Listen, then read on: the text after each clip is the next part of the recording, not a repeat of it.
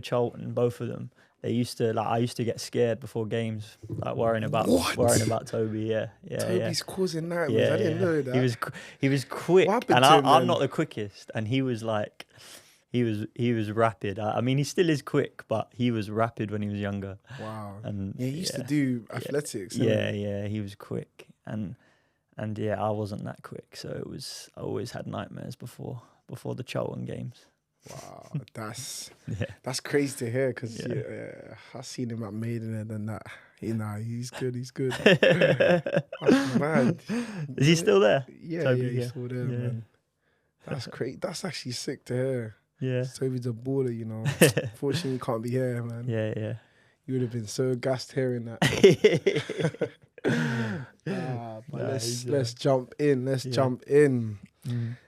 Welcome back to another episode of the Beyond Football podcast. We're out here with a player who has experience, an experienced head here, centre back, mature, Rolls Royce here.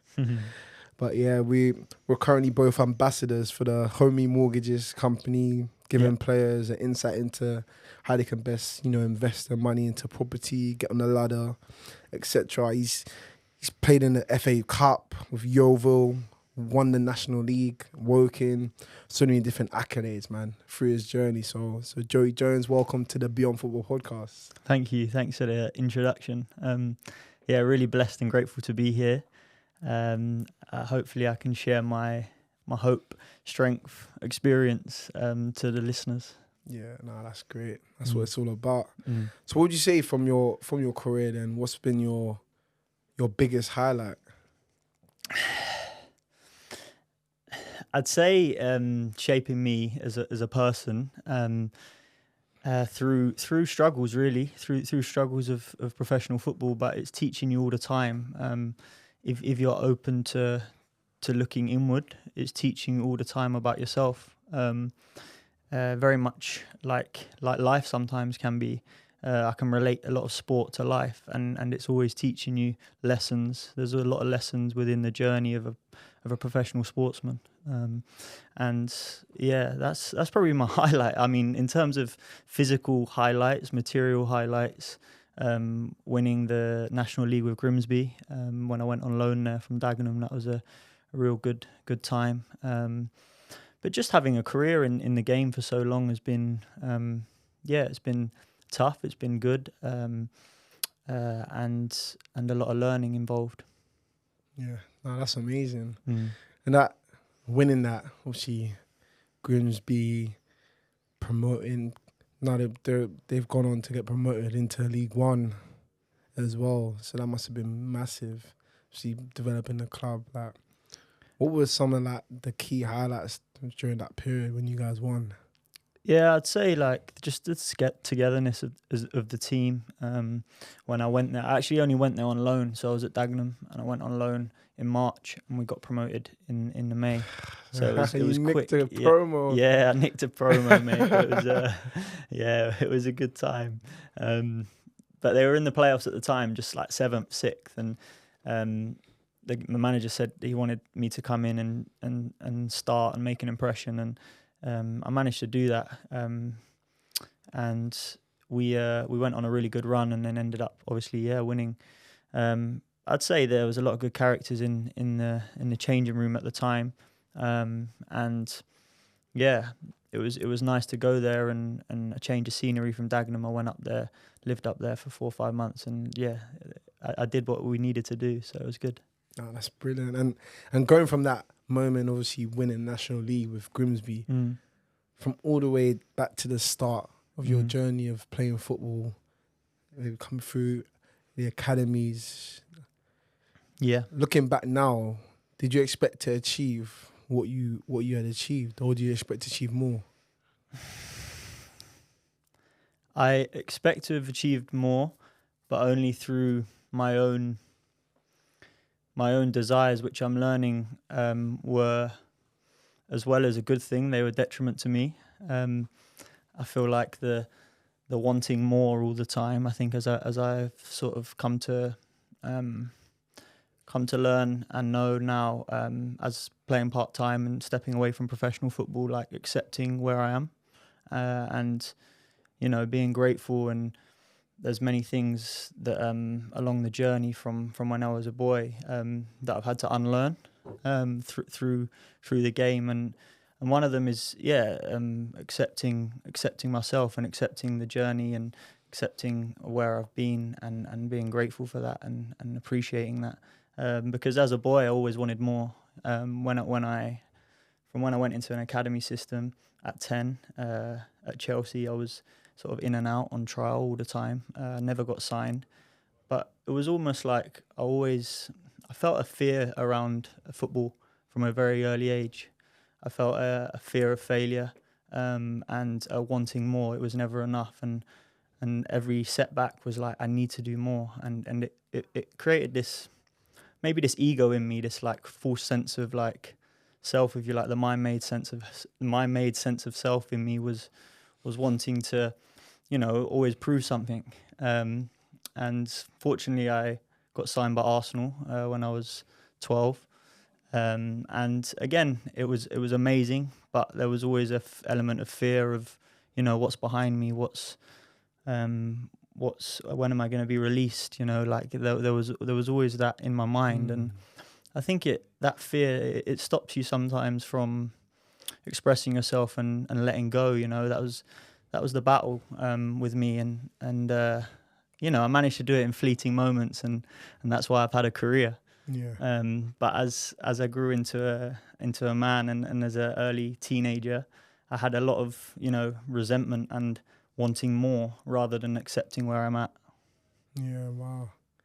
That's powerful and interesting. You said just the fact that your desire sometimes can be counterproductive ultimately, or wanting to go all the way to the top, playing at the highest level, but why? What's the why? What's actually driving you? Is that fear, or is it that hope, that faith? So no, that's so interesting. I feel like how do you find that balance? Because obviously in the academy system, in such a high pressured environment, you need to constantly be on your toes. So you need to have a little bit of that element of fear, but at the same time, it's not good to have it too much. Yeah, I agree. I mean, I didn't manage to find it as a young player. I feel like it was like I said, in fleeting moments. I managed to when I surrendered, and I don't know how I did that. And I let go of the worry of not playing well or the performance, and I just was able to be. And for me now, I realize that's like as I became a Christian 5 years ago, and I believe that's God. That's God in me, like able to surrender and let go and let God. And I think as a young boy, I didn't have any faith whatsoever, and that was a big element missing in my life. I think that I know can help definitely as a sports performer, any sport. And I think that can help your fear. For me, it definitely has as I've delved into my Christianity. No, that's powerful. That's amazing to hear. And you said those fleeting moments where you managed to overcome those fears and surrender. Like, what did that surrendering look like prior when you were younger? Yeah, it looked like being able to express myself as on the pitch. It looked like not worrying about expectation of others, of managers, of my parents,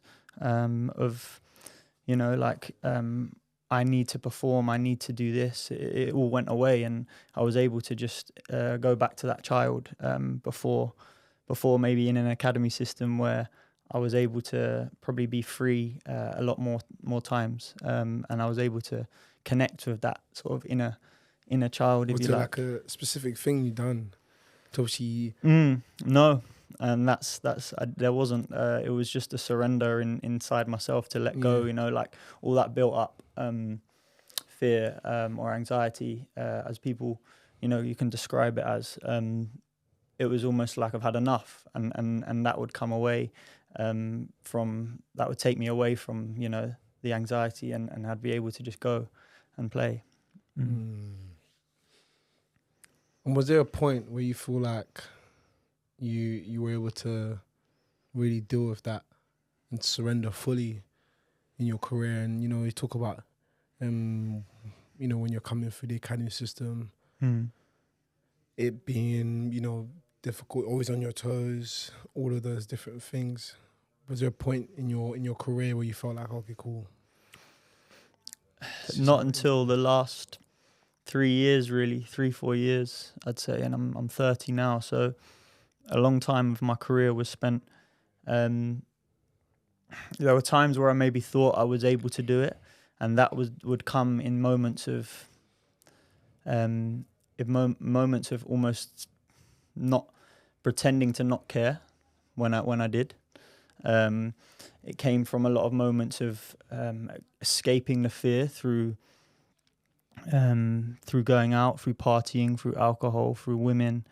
Being able to escape the fear in those ways, which then actually allowed me to surrender a little bit, but in the wrong way. False surrendering. That's an interesting concept. Yeah, like almost like I'm going to escape these problems by getting the dopamine hits from other things, from outside sources, from external things, from materialistic things that would enable me to sort of, give me that dopamine hit to escape the fear, and you can run on that for a long time. A lot of players, including myself, but a lot of players I know would run on that, that false illusion of the ego kind of being able to escape the fear and almost push it down, but it's still there, it doesn't go away. I feel like it's the thing a lot of people in life are doing, man. Drugs, everyone has their vices in some sort of ways to just alleviate that pressure. But that concept that you just mentioned in terms of forced surrendering, it's interesting because none of those things can satisfy you. No, and only through trying those things a number of times, I can realize that it doesn't work, and only through, like I just said, the full surrendering, only through that and realizing it doesn't work can you actually then go, okay, well how can I escape this? How can I actually not escape? That's the wrong word. How can I be free to accept this feeling, but hand it over to something greater than us?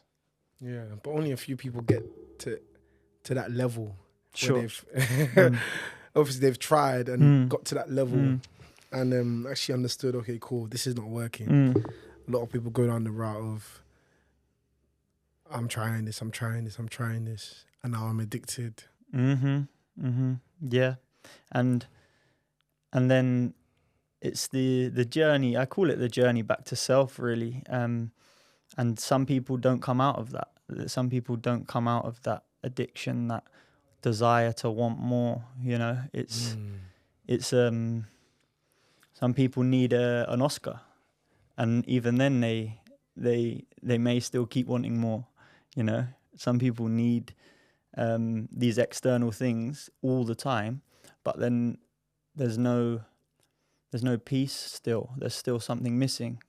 And a lot of the time, until they can surrender to not needing that, they can then find their true self. Wow, that's powerful. And in terms of obviously that young Joey coming through the academy system, Chelsea, Arsenal, what would have been your more?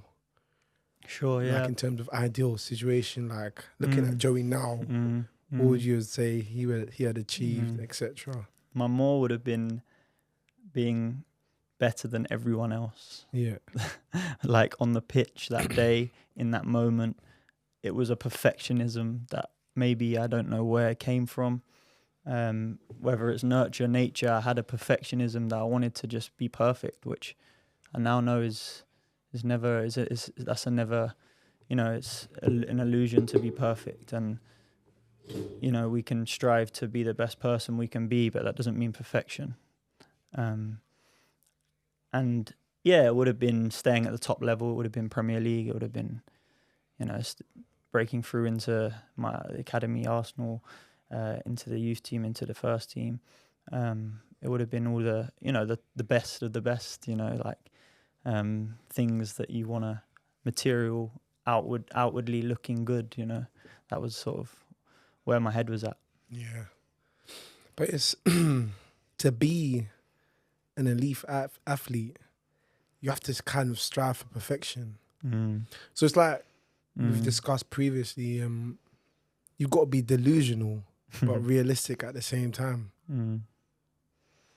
So it's like, it's difficult to wrap your head around it in terms of football.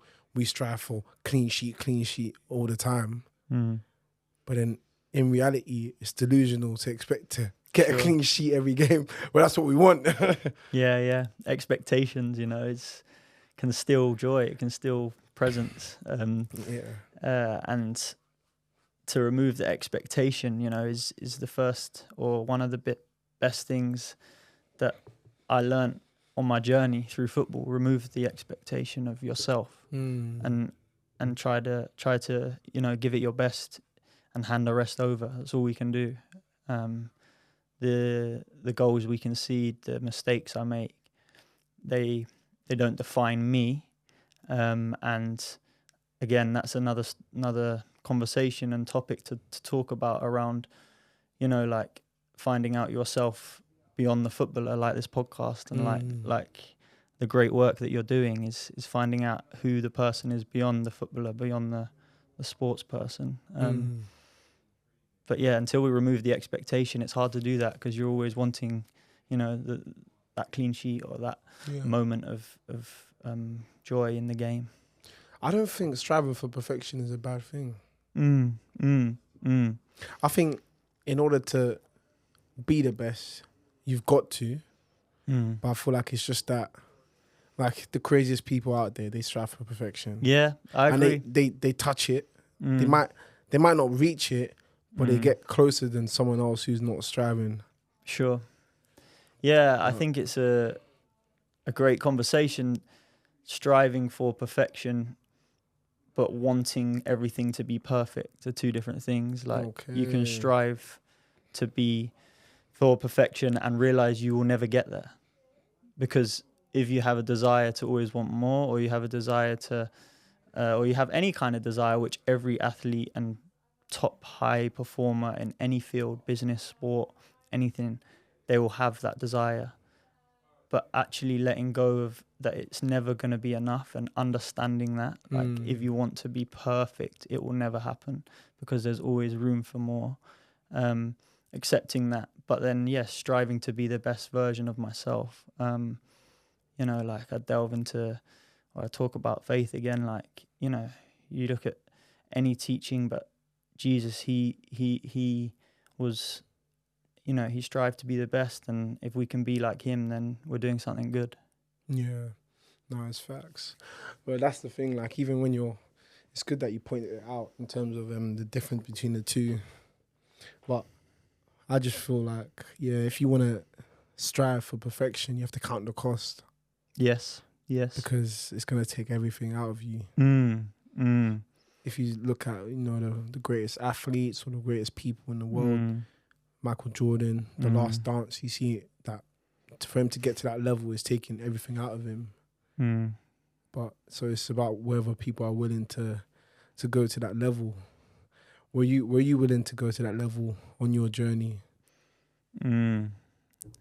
Yeah, the gift is the curse, like it's often said. Like you have to be able to handle the devil, you have to be able to handle the dark side of you. And sometimes that managing that perfectionism, managing that is what I couldn't do when I was at my highest. Yes, I had a great career, but like I said, a lot of it was fear-based. A lot of it was, like wanting more, striving for more, which is fine, but I didn't know how to manage it. It would frustrate me. It would make me resentful. I didn't know how to manage the expectation of myself. And yeah, the greatest performers are very good at being able to manage that. Yeah. No, this is amazing.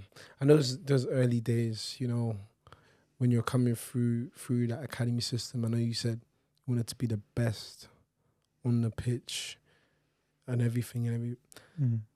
You know, during your early days, did you have any other interests outside of football that you focused on?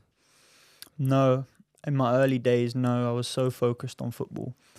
But when I say focused, happened to be I was good as a young player.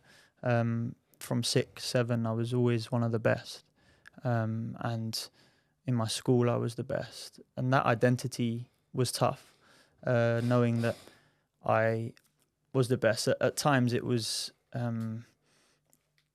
brilliant, but it shaped me as Joe the footballer. From my family, my friends, I was Joe who was good at football, and my Sunday team I was very good, and then obviously got to academy level, and I was okay. I was probably not one of the best, but I was good within the team, and yeah, I think it definitely shaped me, that identity, but I didn't have any outside interests until I was around 2021 when I went to Woking and part-time for a year. I was part-time and I started doing personal training. 2021 I was then, yeah. Oh, nice. How did you find that transition, obviously, from full-time to part-time? Again, I couldn't really let go of Joe the footballer. I still had this drive to want to get back into full-time football, and I didn't think it was over, you know. I went to play games in the National League, which I did, and it was okay. I think at this time I found women, alcohol, partying, and my friends. I'd moved back down south again, back to my friends and family, and I was able to switch off a little bit from the footballer, but in a way where I still cared, but my actions probably didn't seem that way, because I cared deeply about football, but I was probably not living like a professional that I had been doing since I left school, left home at 17 to play for Leicester. Yeah, but it's a difficult landscape to navigate, going from like playing every day. Now you're Tuesday, Thursday, maybe another day a week. You've got all this free time suddenly, and this lack of structure. You're feeling a bit lost. So it's like, I feel like it's some people, players might need some more grace in terms of that period of obviously adjusting to the new system. So yeah, when people say you're not really living like the footballer you were, it's quite difficult. You have to have a lot of discipline to stick without a schedule when you have no one around, going to your local gym and not the same facilities. Yeah, you do. And I think I was doing that, but then I was also doing the other side. I was also enjoying going drinking, going out, partying. I was almost doing both things. Again, I still had this desire and want, and the want to be the best was at everything in life, not just football. It was like, like this ego wanted to almost people please all the time and wanted to impress everyone he met, wanted to make a good impression on people.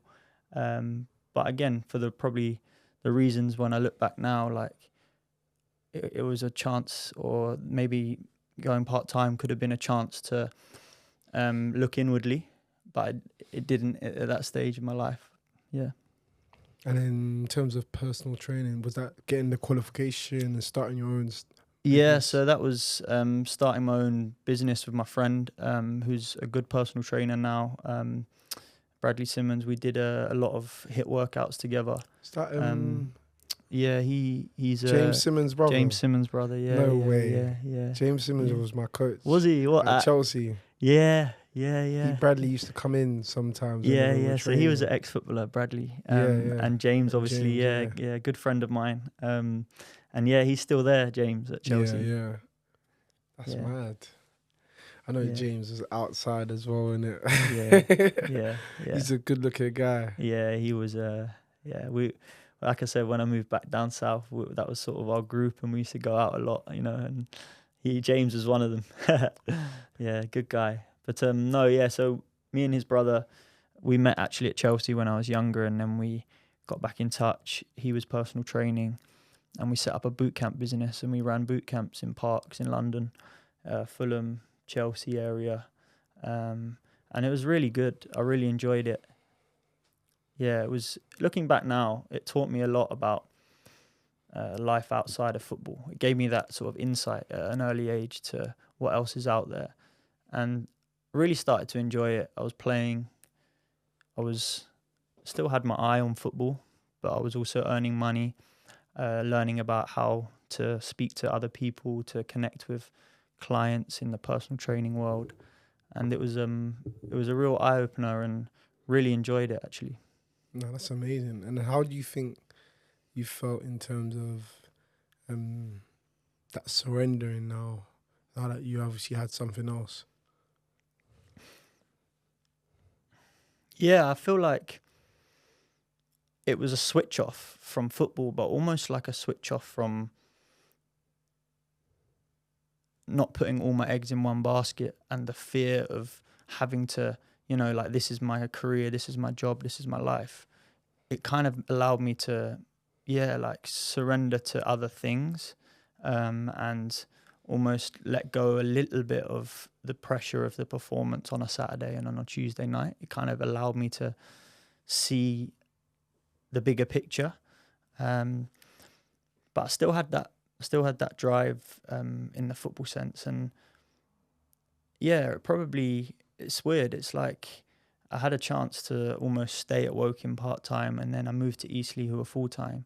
And in those moments, I just wanted football still. You know, I didn't even think about, hold on, I'm building a business here and I'm playing part-time. Maybe this might work. But because I had that, you know, that drive to still be playing at a high level, it wasn't in my mind to think maybe I could just stay here and do both. That's interesting. And you spoke about you obviously really understanding the different surrenderings only just 5 years ago when you became a Christian and everything. What was that process like, and how did you get to that point where you're like, okay, cool, this is the truth? Yeah, so in just before lockdown, really, 2019, I was at Salford, and I was playing a lot. I was playing every week, and I was enjoying it, but enjoying the football. But really, was I enjoying it? I was partying 2 nights a week. I was playing in League Two. I thought I was playing well. I was, burning the candle at both ends, really. And again, this sort of drive in me from a young age of nothing's ever enough was rife at that time. And I was on my own. I had a lot of time to think about it. I was living in a flat on my own in Manchester, in the city centre, and I couldn't sit still. I couldn't just be at peace with me. Even from outward looking in, I just got a move to Salford. I was earning good money. I was 25 at the time, and I had the career in football ahead of me, but it just didn't feel that way to me. It just felt like nothing was enough, and nothing was ever enough. And yeah, through the pain of that, and like searching, like I said, the surrendering through outside circumstances, it didn't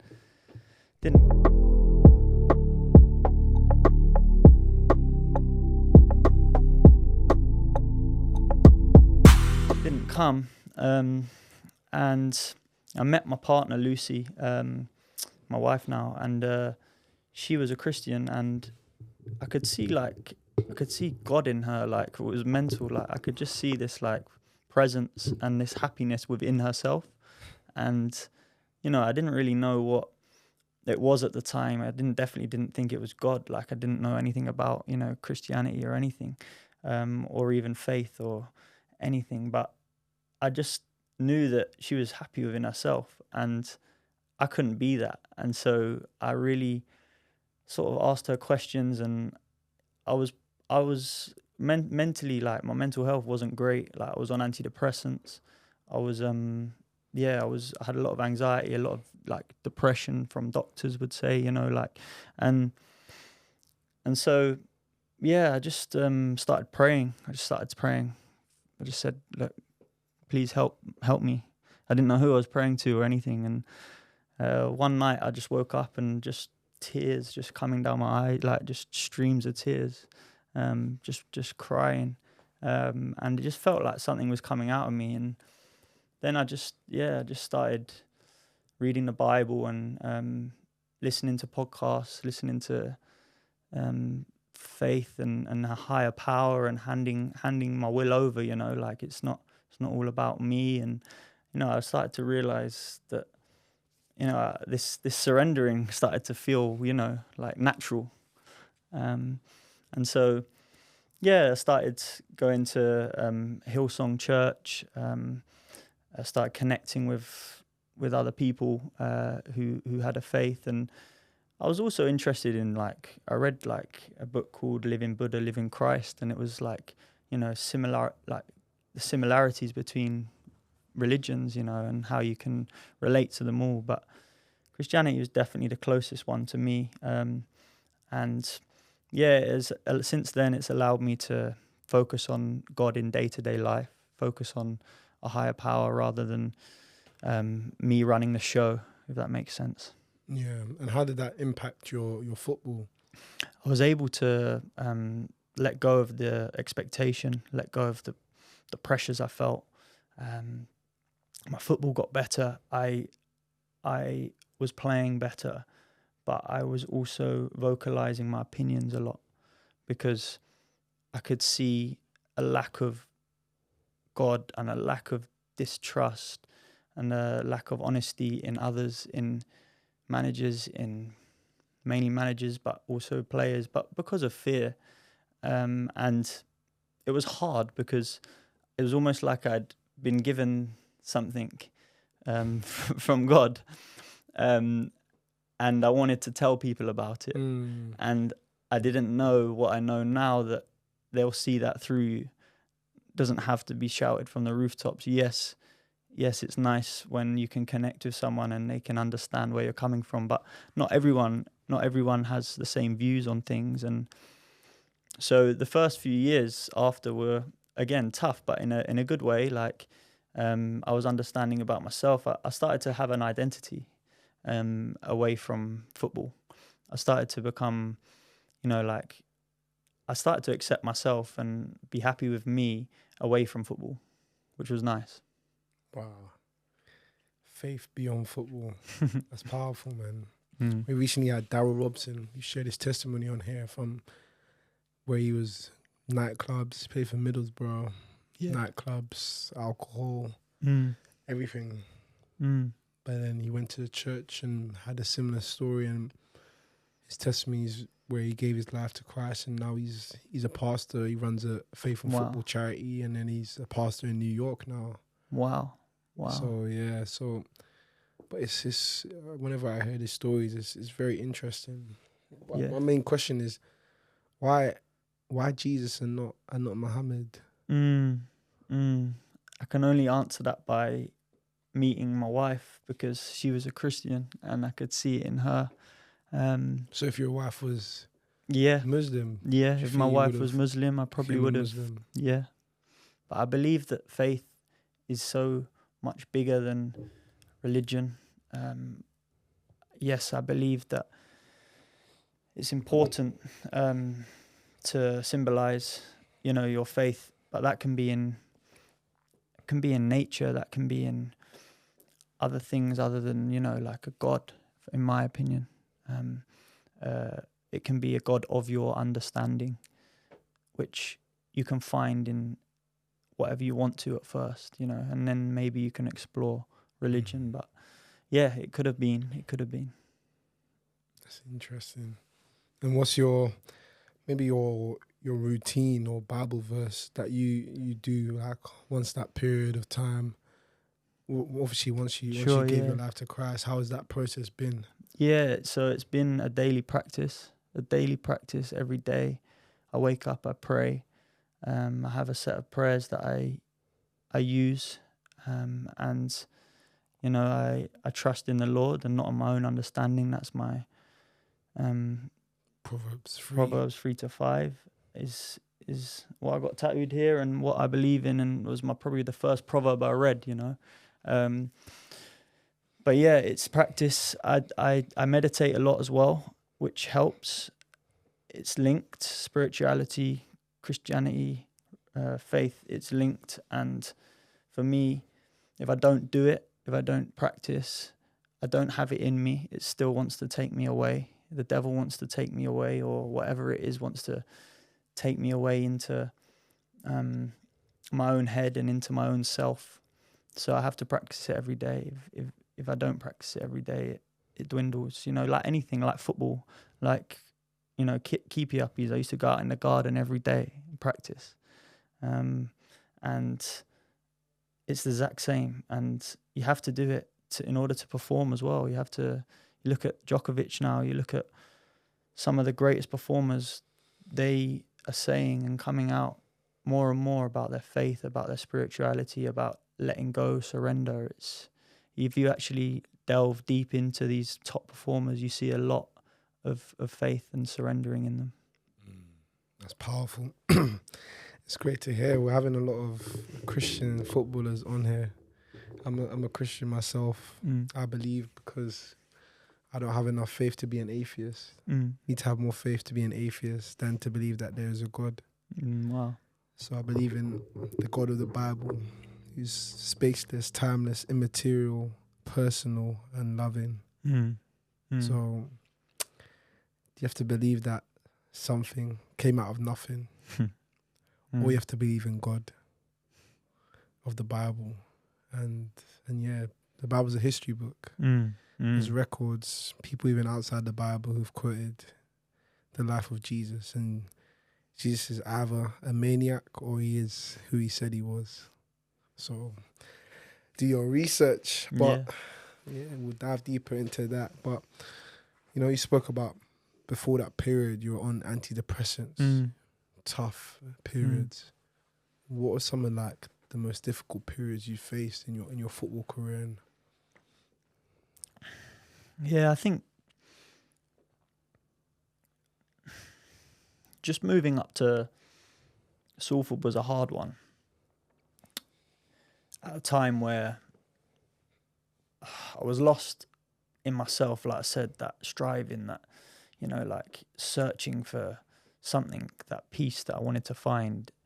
It was hard to come by and hard to find. And then I went up there, I'd signed a good contract at a League Two club. I thought, this is it. This is, you know, I've arrived and I'm going to get my career back on track and move on. And I still felt, like I said, that sense of not knowing myself and who I was and my identity. And I was drinking a lot, like I said, and I think that was the most difficult period in my life up there, because I was isolated. I didn't speak to anyone that much. Like, I didn't vocalize how I was feeling. I probably didn't even know how I was feeling. Like, again, getting in touch with my feelings is something that I've had to really work at.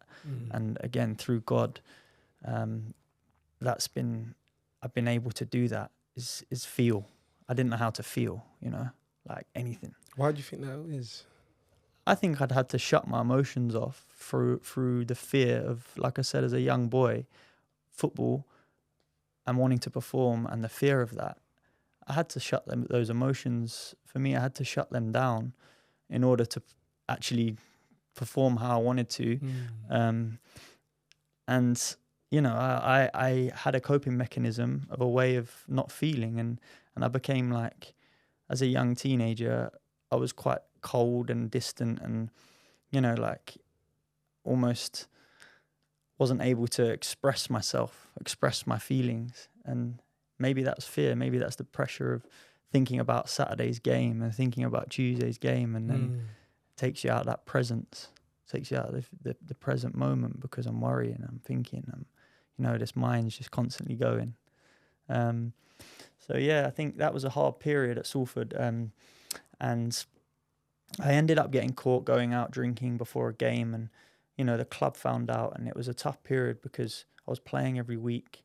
the club really, they went down hard on me, and ended up coming out the team, not playing, and I just beat myself up, which I look back now, and that was, like, I take full responsibility for everything in my life today, and that was on me. And that pain, that journey through that, now I'm able to see where where I went wrong, in those moments. Yeah, wow. And during your career, those different situations and different clubs you've been at, have you worked with any like professionals, like a sports psychologist or anything? I worked with one at Leicester when I was very young, when I was 18, but I wasn't ready to, again, delve into, I didn't really know sports psychology was. I didn't know anything about my mind, what it could do, what it couldn't do. So that was it. Apart from that, I didn't reach out, I didn't speak to anyone. But also, I feel like sometimes you can run down a lot of rabbit warrens sometimes with sports psychologists, and the technical detail that they go into around, the processes. I couldn't comprehend, like, if you do this will be the outcome. Like, a lot of them I spoke to were like that. Whereas for me, it was a feeling. It was something deeper than a process. It was having to feel. It was having to do some deep internal work on myself. Wow, that's powerful. From all your experiences, the ups, the downs, what key qualities do you think are essential for success in football? For success in football, you have to keep looking inwardly at yourself to improve. If you stand still and you don't do that, you soon get caught up by other people. It's a competitive game. It's a competitive industry, and you have to keep working, definitely. But then you have to find moments of joy and happiness within it, in order for you to then improve and grow, and keep working on yourself as a person. I'd say keep working on what I like. Keep asking yourself, who am I? I think that's important. Who am I? Like, and just sit with that, because after a while you may start feeling uncomfortable with that, but that's a good thing, because you'll soon grow through that. And the more times you can say that, and really, that can actually help performance in my eyes. It's very deep, but it can help performance. And then just use the tools you have, the ability you have, lean on people, find a mentor, find someone that you can trust in the game, that you can lean on when times are hard. And who are you beyond football? Beyond football, I'm pure awareness. This is what I get down to when I say, who am I? I'm just pure awareness. But beyond football itself, I want to give back. I want to help people, especially in sport. I want to, through my own challenges and experiences, I want to guide people, especially in a financial sense. I haven't really talked about my financial difficulties that I had through, again, wanting more, and nothing's ever enough, and a dopamine hit, another one, like I talked about, to escape my feelings, to escape, which happens a lot with a lot of players. And so I really want to be able to be a mentor to young players and help guide them financially, and that's why I've gone into what I'm doing now. Yeah, and what were those financial difficulties? Yeah, so when I was growing up, 17, 18, 19, I signed a pro deal at Leicester, and my wage significantly changed, from like a scholar wage up to a professional contract overnight. And I just wanted to spend the money, I wanted to show people that I'd made it as a professional footballer, and didn't have any guidance around me to mentor me and let me know, like, it's a short career, and maybe at times I didn't want to listen, but I didn't have anyone that would come and say, maybe put this X amount away. It's definitely going to help your performance on the pitch. This will link to your performance on the pitch. And it definitely did, because there were times where I was worrying about, like, having to pay for things because I was in debt, and I'd spent a lot of money, and it wasn't really through, it was, a lot of it was going out. A lot of it was going on holiday. I'd used to go on holiday every summer and just spend so much money. And I wasn't earning like, you know, the big Premier League wage or Championship wage. It was still a very good wage, but I needed to be realistic and practical, and didn't have anyone to tell me, look, this is what you need to do. This is where it's going to end up if you don't. And I think if I had someone in football that was able to do that to me, that had been a player or had been there in my shoes, I would have listened.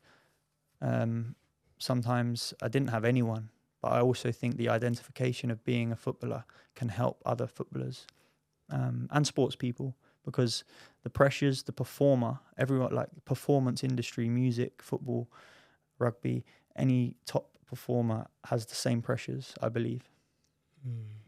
So how does that drive your passion in what you do now with homie mortgages? Yeah, so it drives it probably from what I've said there, that like I want to be able to be a mentor for a young player financially, but also to help other senior footballers maybe have difficulties finding a mortgage, have difficulties, which I did, with contract lengths, with retirement as well. Like, I want to be able to give a service back to footballers that are coming towards retirement or coming towards the end of their career, where they might want to delve into the finance space. They might want to delve into, you know, like insurance and helping other young players, like I want to do, find, you know, like comfort in being able to look after their finances.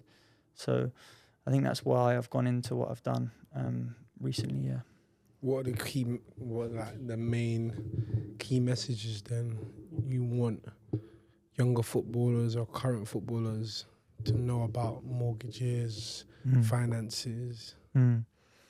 Yeah, so I think young footballers need to be aware of what they're doing with their money. They need to be educated on money itself. We don't really get taught it in school, and then you go into a football world where you're mixing with players probably that are earning, you know, if you're in an academy, like I was at Leicester, and I was mixing with first team players that were earning probably 60, 70 grand a week, and you think that you need to be like that. You know, you look at them as your role model, but actually you're not there yet, and you may never get there. You're striving to do that, but you may never do. So let's look after what we have now, today. Let's look after the money that I do earn, so I can then use it for, you know, like some of it for something else. Even like if I don't make it and I don't get there to where I want to get to, I can come out of that career and I have some money to use to fall back on to go into something else. And yeah, I even wanted to ask earlier on when you mentioned it, how do you deal with that, like, point in your career where you feel like you've not actually reached your potential? Like, for example, you know, you spoke about wanting to be the best and everything. You know, players often, you might get to a point where you're like, oh, I want to play in the Premier League, but I'm in the National League now. How do you deal with, like, not maybe reaching your dreams or your goals and understanding, like, accepting the fact that this might never happen? Do you get what I'm saying? I think practicing everyday part for me, it helped finding faith. It helped. That was massively a turning point, finding Christianity. It helped me to hand my, you know, my wants and my needs over to God, and it helped me to understand that I'm not in charge so much, and that for me it's about giving back and service, and how can I help you? How can I help someone else? And actually through that, I then am able to find a lot more happiness and a lot more peace than probably if I had made, you know, been in the Premier League, because without realizing it, there would have always been something else that I wanted, unless I reframed my mind and I understood the gratefulness of just life, really, like being grateful for the littlest things. And that's practice. That's waking up every day and practicing to be grateful, practicing to understand and be happy for what you do have. And over time, you then start to realize that, you know, like these things matter more than sometimes the big striving, the big, like materialistic things that I thought I wanted alongside wanting to be a professional footballer. Yeah, wow. So many gems, so many gems. So then obviously beyond what you've done and what you're doing now, what is the plans in terms of your future perspectives, in terms of transitioning, in terms of continuing to play, etc.? Yeah. I think first and foremost, it's working on coming closer to God. It's working on my spiritual side. The spiritual or I link them together, and that side of life is never ending. It's everlasting. But then in terms of coming out into the world, if you like, and what I want to give back, I've just done my A license as a coach, as a like I'd love to manage one day, because I still have a passion in me to stay within football, and I'd love to be able to help young players through their journey, through being a manager and understanding what it takes to win. But then the journey I'm on at the moment, and again, it's in this season, is through my mortgage brokering, through Homey Mortgages, who have given me a great platform to express, like what I've shared here, express myself, and help other young footballers on their financial journeys and recognize, the decisions that they make and what impact they can have on themselves. Also making sure that they have the right insurance for if their career was to end tomorrow, do they have injury, career-ending insurance and stuff like that, which a lot of players you see are falling down with heart problems and etc. And they want to make sure that they're covered. Yeah, powerful. And in terms of your faith, Christianity, what would you say to maybe like a young Joey Jones, maybe at the age of 20, 19, 18, who might not understand faith, hasn't got a Scooby about it? What would you say to maybe encourage him or bring him closer to where you're at now? I'd try and get him to understand his feelings. I tried to get him to sit with himself in moments of fear and anxiety instead of escaping through, whether, like I said, as I got older, it was drink and women and spending money. But as I was younger, probably even just eating sugar, like it just was a way of escaping that feeling, and just trying to get him to sit with himself and understand these feelings will pass, and that you're more than these thoughts and feelings. You're more than that. And like, I don't think I'd ever have been able to get him to find God. I don't think that would have been ever on the cards for a young Joey Jones. How comes? I just don't think I was ever, I never grew up with any sort of faith, and it was all very tunnel vision around wanting my way.